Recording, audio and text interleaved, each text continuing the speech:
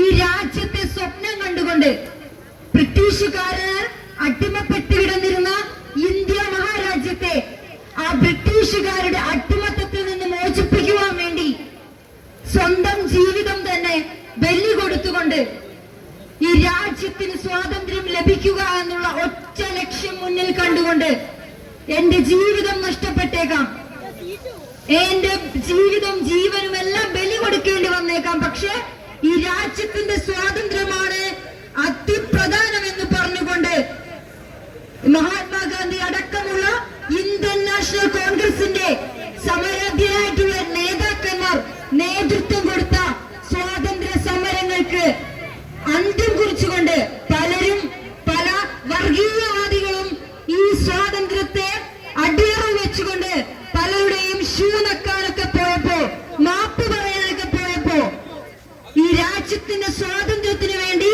സ്വന്തം ജീവിതം കൊടുത്തിട്ടായാലും ഈ രാജ്യത്തെ ജനങ്ങളെ ബ്രിട്ടീഷുകാരന്റെ അടിമത്തത്തിൽ നിന്ന് മോചിപ്പിച്ചിട്ട് ഇന്ത്യൻ നാഷണൽ കോൺഗ്രസിന് ജീവിതമുള്ളൂ എന്നും മാത്രം പ്രഖ്യാപിച്ചുകൊണ്ട് മുമ്പോട്ട് പോയ സംഘടനാ പ്രസ്ഥാനമാണ് ഇന്ത്യൻ നാഷണൽ കോൺഗ്രസ് എന്ന് പറയുന്നത്. കാരുടെ ഇടയിലേക്ക് കടന്നു വന്നുകൊണ്ട് ജാതിയുടെയും മതത്തിന്റെയും പേരിൽ നമ്മളൊക്കെ ഭിന്നിപ്പിക്കുക എന്നുള്ള ഒറ്റ ലക്ഷ്യം വെച്ചുകൊണ്ട് ഇവിടുത്തെ സംഘപരിവാറുകാർ, RSSകാർ അവരുടെ അജണ്ട നടപ്പിലാക്കാനുള്ള വ്യഗ്രതയിലാണ്. നമ്മുടെ രാജ്യം എത്രമാത്രം സന്തോഷവും സമാധാനവും അനുഭവിച്ചിരുന്നു, അതിന്റെയൊക്കെ നേരെ വിപരീതമായി ഈ രാജ്യത്തിന്റെ മുഴുവൻ സമാധാനവും സന്തോഷവും എല്ലാം നഷ്ടപ്പെട്ടിരിക്കുന്ന സാഹചര്യത്തിലാണ് നമ്മളായിരിക്കുന്നത്. ആ കാലഘട്ടത്തിൽ ജീവിക്കുന്ന, അല്ലെങ്കിൽ ആ കാലഘട്ടത്തിൽ പഠിച്ചു വളർന്നു വരുന്ന ഇവിടെ എനിക്ക് മുന്നിലിരിക്കുന്ന പ്രിയപ്പെട്ട വിദ്യാർത്ഥികളോടാണ് എനിക്ക് സഹതാപം തോന്നുന്നത്. കാരണം നമ്മളെല്ലാം പാഠപുസ്തകങ്ങളിൽ പഠിച്ച ഇന്ത്യയുടെ ചരിത്രമല്ല ഇനി ഇവർ പഠിക്കാൻ പോകുന്നത്.